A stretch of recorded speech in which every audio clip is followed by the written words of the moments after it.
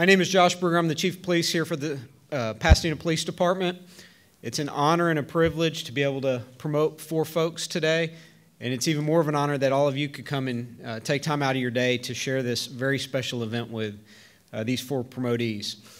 I'll tell you, as Chief, been in office, I guess, 12 days now, but I've gotten to do some really cool things in those 12 days. Got to have a promotion ceremony last week, which was really nice to be able to recognize folks for their hard work. Had a retirement a couple days into my tenure, which obviously is a bittersweet moment, but it's nice to be able to recognize somebody he had almost 40 years when he retired.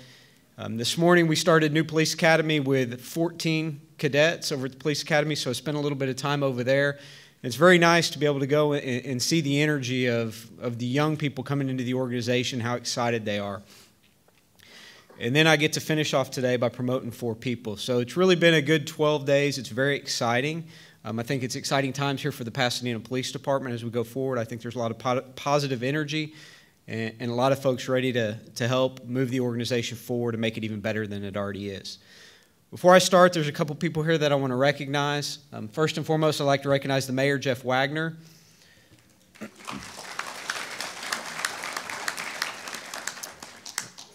Councilman Bruce Lehman to the Mayor's right. Then I'm going to do something a little bit different. So I like to say that I create the vision, but really my staff is the one who gets everything done. And they make me either look good or bad, I guess either way, right? But they do a good job of making me look good. And so I want to recognize my command staff. So when I call your name, if all of you would stand for me, and if you'll hold your applause till the end and give them a round of applause for me. First, Lieutenant Susan Clifton. Lieutenant Gene Spiller. He needs a little extra time, but Assistant Chief Kevin Wingerson. Lieutenant John Dombrauer. Lieutenant Mike Jackson. Lieutenant James Holt. Lieutenant Tom Warnke. Lieutenant Chris Murray. Lieutenant Mike Welch. And Assistant Chief Rick Styron up here on stage. If you would, give them a round of applause. They're the ones that helped me.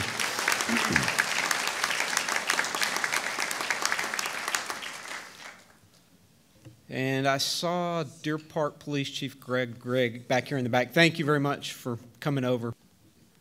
So just to give you a little bit of, I guess, data on how big of a deal this is today to be able to promote 4 people. So we have 3 assistant chiefs, we have 9 lieutenants, and we have 40 sergeants. So altogether, we have 52 supervisors in our organization. By promoting 4 today, that's almost 8% of all the supervisors, if you take all the supervisors that we're changing out. So you look at almost 10% that we're changing out almost here in one day by promoting these 4 people. Found a quote from Robin Sharma: "Leadership is not about title or designation, it's about impact, influence, and inspiration." And these 4 folks, when they leave here today, will have new titles. But titles aren't what make you a leader. It's the influence that you have, the impact you have on the organization, and the inspiration that you give to the people that are following you. I would be remiss if I didn't recognize the families of the 4 that are being promoted today. It takes countless sacrifice by the family, spouses, kids, and other family members to be able to be sitting up here today. That 90-day period that they get to study for, you have to be all in to be able to make it to this stage. It's not a half-in game. If you want to promote, you've got to be all in, and that means sacrifices away from your family and your kids. And so I'd like to recognize the family, the friends of all the promotees that are getting promoted today. So if you would, a round of applause for you all that have supported them.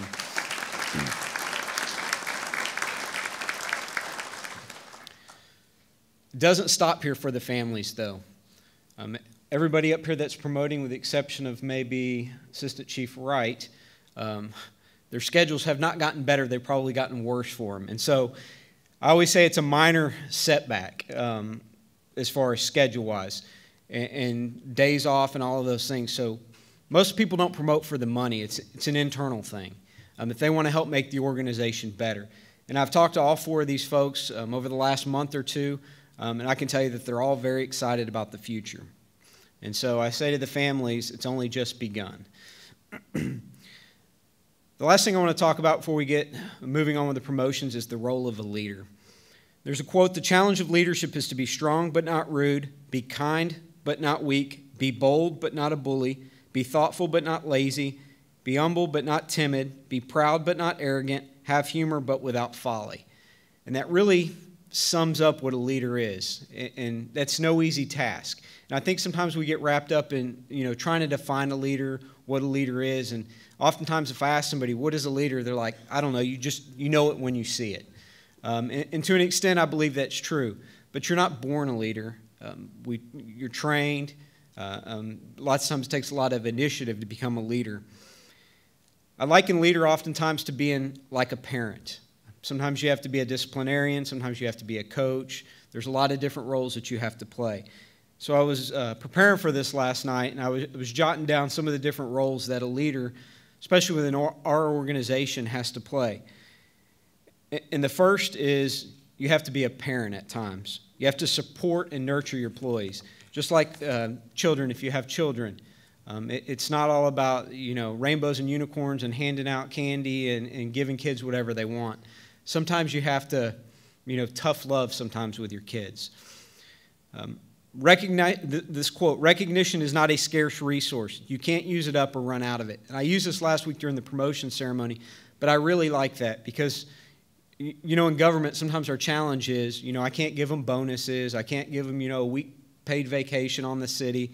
I can't do those things. So we have to find other creative ways to be able to recognize our employees. And my challenge to you four is make sure you take the time to recognize the employees. We have a lot of great men and women in this organization who do good work every day that goes unrecognized oftentimes. I'll tell a story. Last week, one of our young officers on day shift, she learned of a family that had lost everything in a fire right after Christmas. She took it upon herself to take up donations and collect things, and she stayed in contact with the family to help them out. I say I found about it by accident. I was coming back from lunch last week, I believe it was Thursday or Friday, and I saw her loading all the stuff into her patrol car, and I said, I asked her, I said, what are you doing? And she tells me the story, how this family had lost everything, and so she started collecting, items for this family. And had I not stumbled upon that at the right time, I never would have known about that.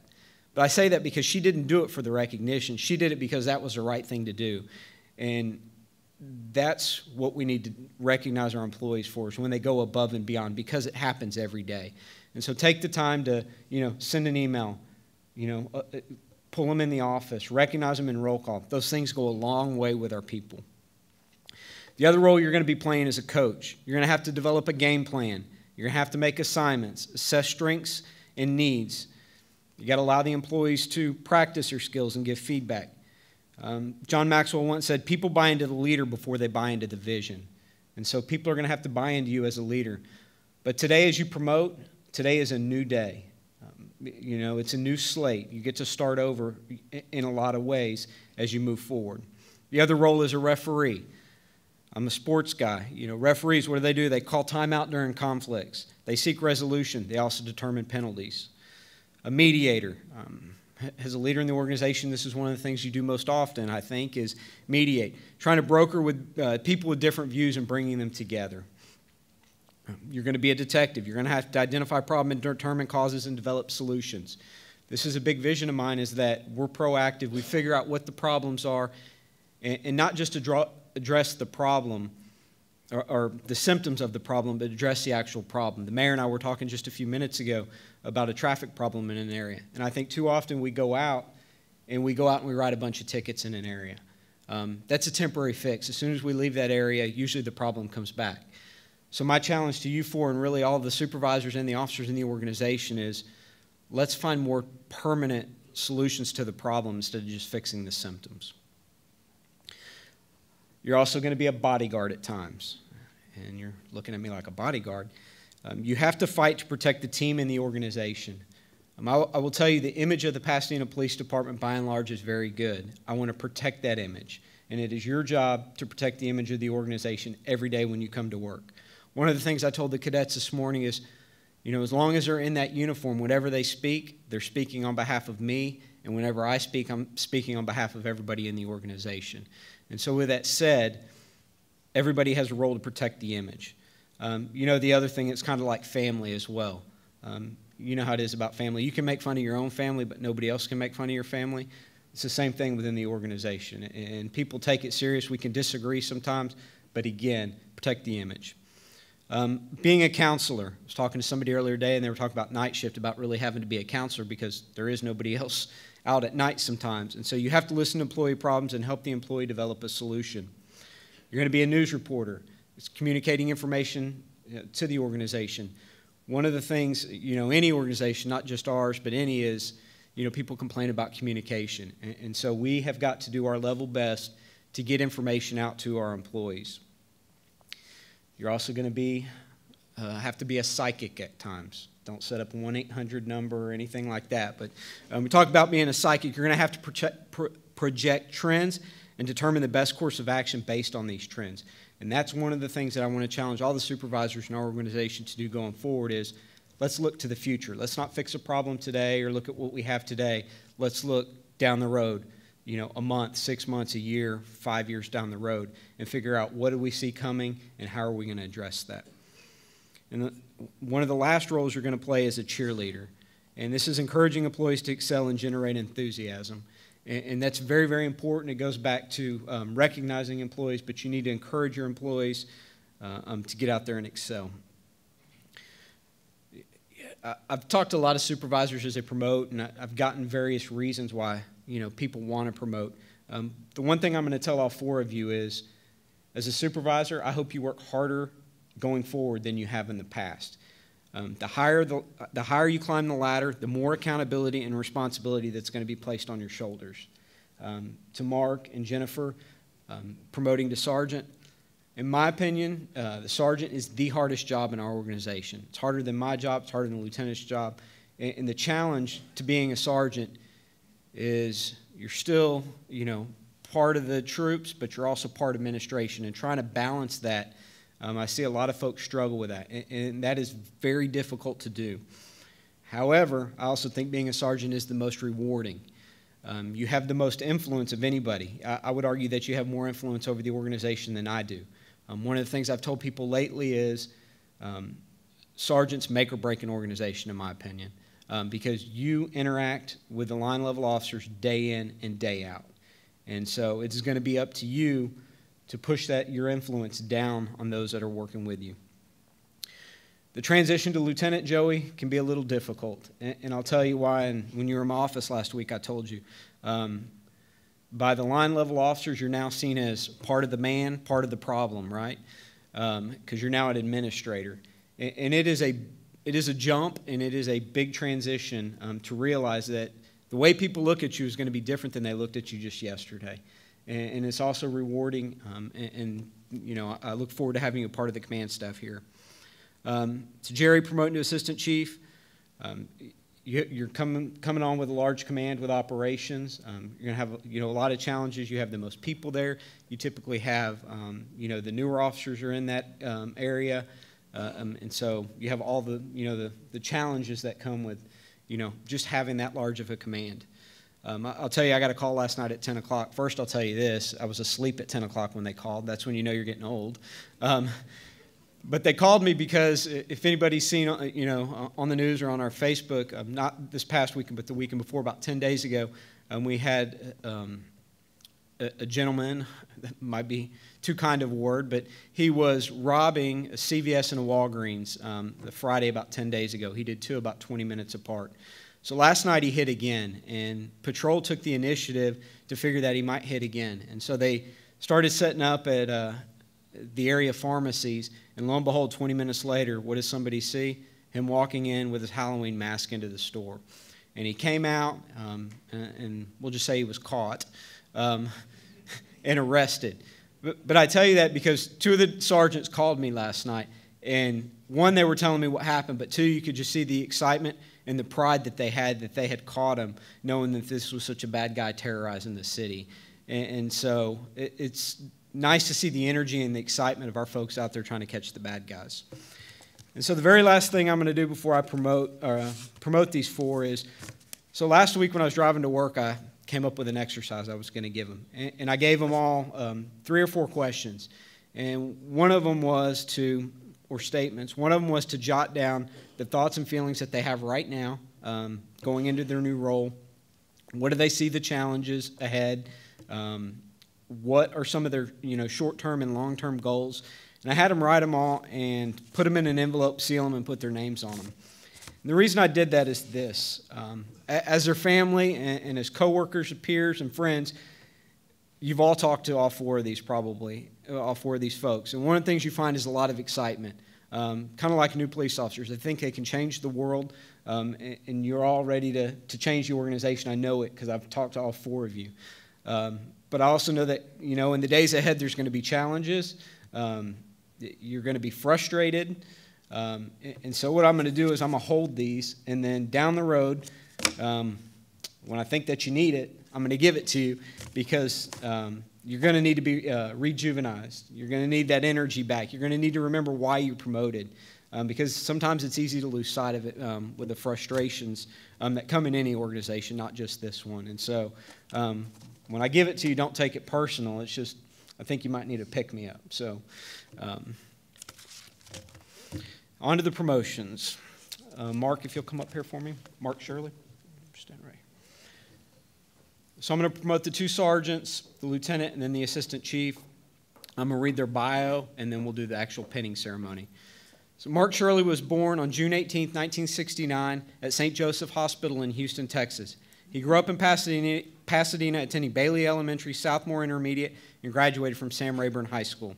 He started his police career in July of 2000 with the LaPorte Police Department and attended the 50th class of the Pasadena Police Academy. After completion of the academy, he worked both evening and night shift patrol.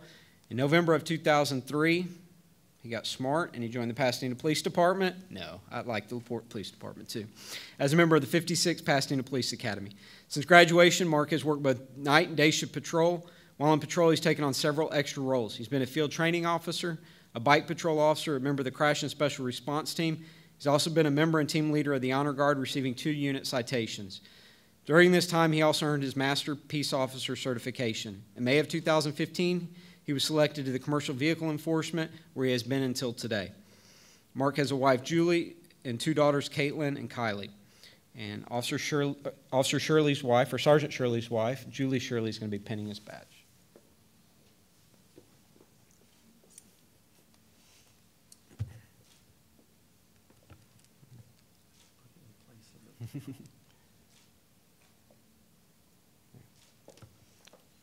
Sergeant Mark Shirley.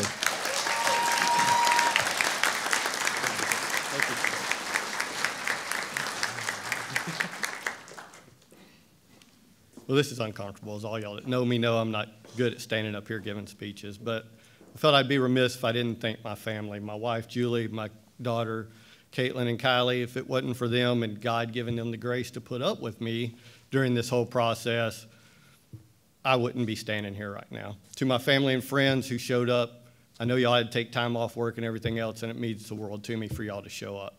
Thank y'all very much. All the guys that are back there that I know y'all thought this was a practical joke, but the joke's on you. They actually pinned me. Right. Thank y'all very much.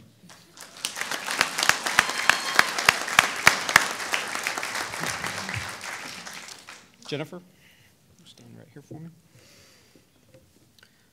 Jennifer was born in Clearwater, Florida in 1972, where she graduated from Clearwater High School. After high school, she enlisted in the Marine Corps in 1991, serving 4 years active duty as an armor and firearms instructor. She spent 2 years in Okinawa, Japan, attaining the rank of corporal, having command over her own armory on Camp Foster. While there, she received a Marine Corps Commandant's Award for a near-perfect rating on her armory during the Commandant's inspection. She would finish her tour in Charleston, South Carolina as a Marine liaison for the Naval Hospital. After receiving an honorable discharge, she moved back to Florida and completed St. Petersburg College Police Academy, serving as president of her class while working 2 jobs. She was ultimately recruited by the Pinellas County Sheriff's Office in January of 1998, where she spent 3 years as a deputy. During those 3 years, she was a part-time member of the training unit, certified driving skills instructor, a firearms instructor, field training officer, and a PIT or PIT instructor. In March of 2001, she successfully challenged the T-Cole exam and was certified in the state of Texas. Afterwards, she applied and was accepted by the Bel Air Police Department. She moved to Texas at that time to continue her career in law enforcement. While working for Bel Air, she earned her bachelor's degree in business management. And during early spring of 2003, she attended a female tactical class sponsored by the Pasadena Police Department, where she met several female officers. She became impressed with the level of training opportunities available in the larger department, causing her to apply to the 55th Modified Academy class. She married her husband, Todd Nealon, a detective with Pasadena, in 2006. Todd and Jennifer have 3 children. Her oldest, Jordan, is currently a freshman at Ole Miss. Her son, Bryce, is currently a junior in high school and halfway through his associate's degree in IT with the dual credit program through ACC. And her youngest, Sydney, is a 6th grader who also swims for Peak Swim Team. During her tenure, she has been an FTO, a commercial vehicle enforcement officer, the only female at that, and a member of the crash reconstruction team, a drug recognition expert, and breath test operator. She received the Chief Citation in April of 2010 and is a graduate of the IACP Women's Leadership Institute. One of the things I just want to point out before I continue is really the training that our agency has and the reputation that our agency has. Because if you look at the last, if you look at Mark and now look at Jennifer, we stole them from other agencies. And Jennifer was clearly impressed by the training she received by our academy, which is one of those things that I hear, all the time when I'm out in the community is about the great training that our organization has. So it's actually kind of cool to me that, both of these folks came from other agencies to come here. Jennifer's going to be penned by her husband, Todd Nealon.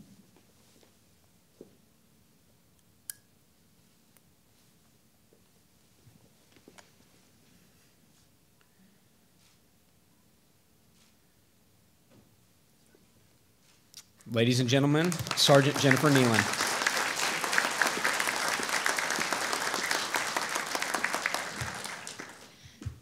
Well, I really thought none of us would be talking, so I didn't think of anything to say. I, too, want to thank my family and my friends that are here and that helped me through this and the testing. It was a long time in coming. I'm really glad I did it, and the support I got from a lot of the officers and supervisors through this year has been great. Got nothing else to say because he read it all, and I feel very red-faced about it right now. So I just want to thank you guys for being here today, and I hope to be a good, strong leader and keep learning every day. Thank you.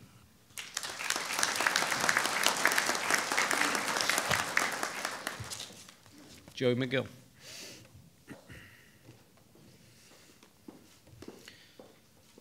So I have to tell you to start this, so I've known you the 20-plus years I've been here, and I've always called him Joey.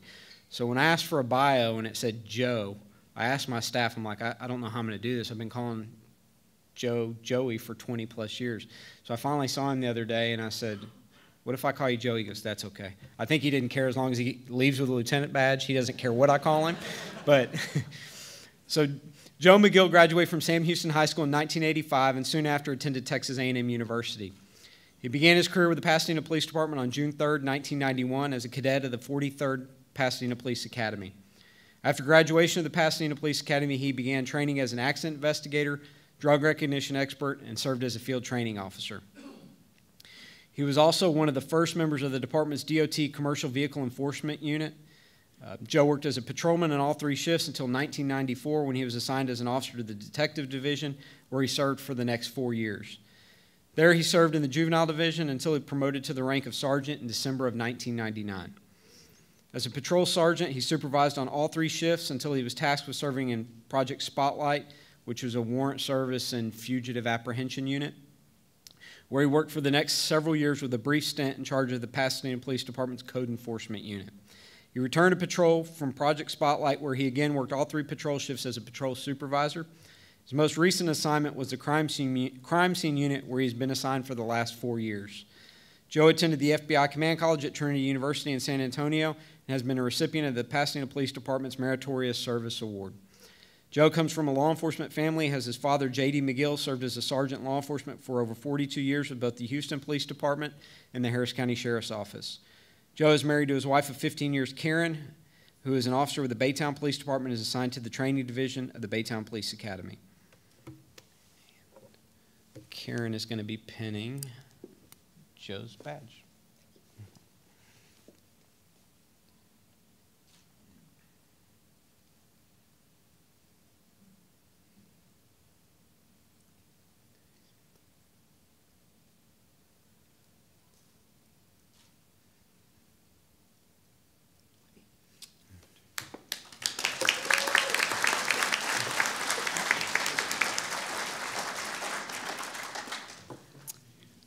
As I look out there, I see some of y'all are really scared about what I might say. Don't worry. Like everyone else, I'd really like to thank my family for being here. My wife, Karen, who's been supportive in everything that I do. My mother and my sister are both here. My brother-in-law, Ronald, his wife, Pam, my nephew, Jack, and my nieces, Gabby and Mia. I think they might have taken them out of school to get them here, so don't tell anybody. I really appreciate that. Having thanked the people that are here, I would be remiss if I didn't thank some of the people that I've worked with over the years, actually people that I started out with at the 43rd Police Academy. I think there's only about 5 of us left. Is that about right? I only see 3 or 4 here, so. But thank you. Without y'all, I wouldn't be here today. And you know who you are. So with that, there's only one other person I'd like to thank, and they can't be here with us. That's my father.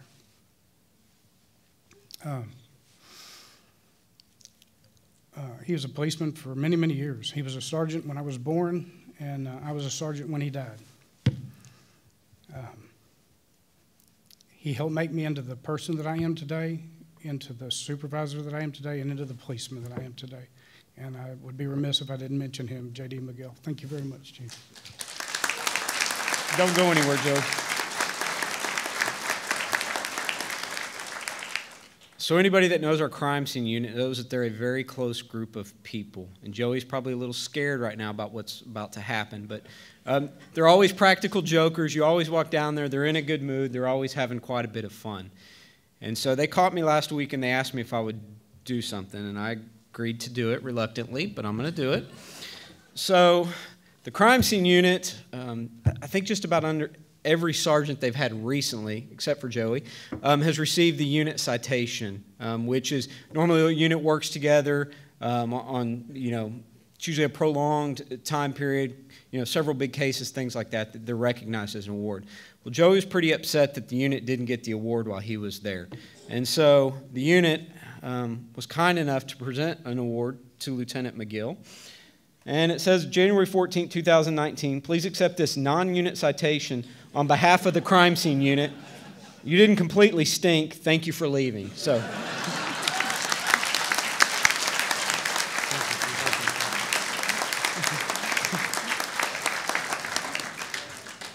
So one of the things, we like to work hard around here, but we also have fun. And this job is too serious not to have fun. Jerry Wright.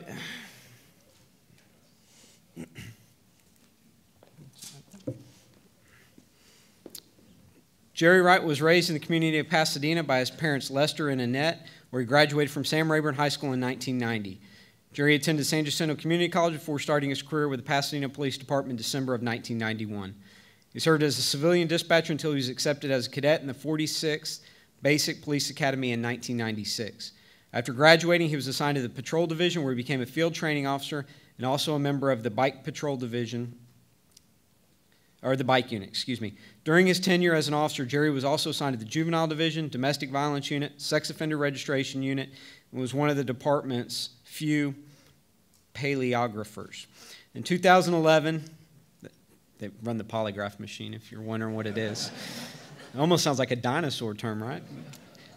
Polygraph. In 2011, Jerry was promoted to the rank of sergeant, where he was assigned to day shift patrol. He would later serve as the administrative sergeant. In 2013, Jerry promoted the rank of lieutenant and served on night shift patrol. After 2 years of being the night shift patrol commander, he was reassigned as the commander of the proactive unit, which consists of the narcotics division and the gang intelligence unit. Jerry is a graduate of the 264th session of the FBI National Academy. He's also a graduate at the University of Charleston, West Virginia, with a Bachelor of Science in Organizational Leadership. Jerry's most rewarding achievements at the department include his 12-year detective career in juveniles, his work on the FTO program in 2013, and serving as chair of the Personnel Selection Committee from 2014 to 2017. Jerry's 47 years old, has been married to his best friend and fellow officer, Donna Wright, for 20 years. They have one daughter, Emma, who is 19. Jerry also has 2 sons, ages 24 and 26. Jerry credits all his accomplishments to his parents, Lester and Annette, for the way they raised him, and to Donna for being his rock of support throughout his career. And his wife, Donna Wright, is going to be pinning his assistant chief badge.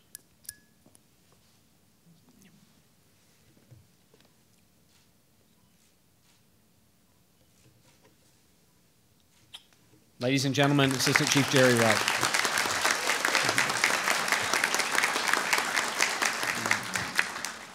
Thank you, Chief, for this opportunity, and thank all of you for coming out and supporting all of us. It really means a lot. Last Friday, I got a phone call from a boss I'd had when I was 16 years old to congratulate me.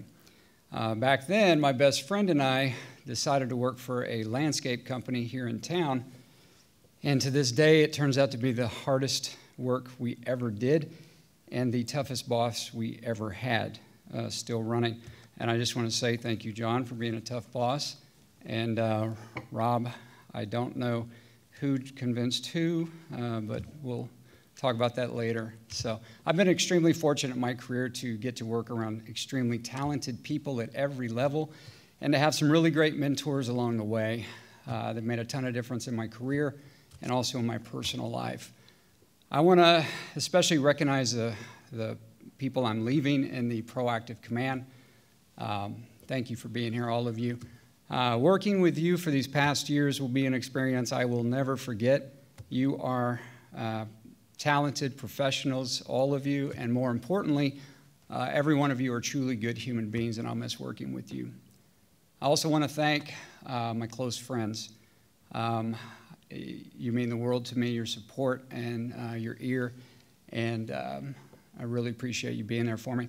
Lastly, I want to thank my family, all of my family, and especially the ones that are here, and especially my mom, Annette. Thank you for everything you do. Dad would be proud. My mom-in-law, Catherine, my daughter, Emma, and of course, my wife, Donna, who has been there with me 22 years through thick and thin. Thank you for all the love and support. And lastly, I just want to say, as an agency, we have a lot going for us. We have incredibly hardworking and dedicated people, and we have huge support in the community. We have a great department, and I'm looking forward, under Chief Brugger's leadership and direction, to helping him to make it even better. Thank you again, and thank you all.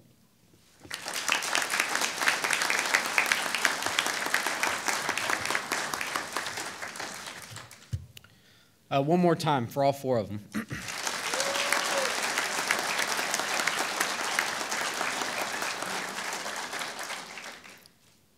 Again, I want to thank everybody for coming. To you four, the work has just begun, so hang on because you're about to get real busy. I'm going to make sure of it. So, but again, thank you all. There is going to be refreshments out in the lobby, and so I hope that you'll stick around and visit with the four. Again, thank you.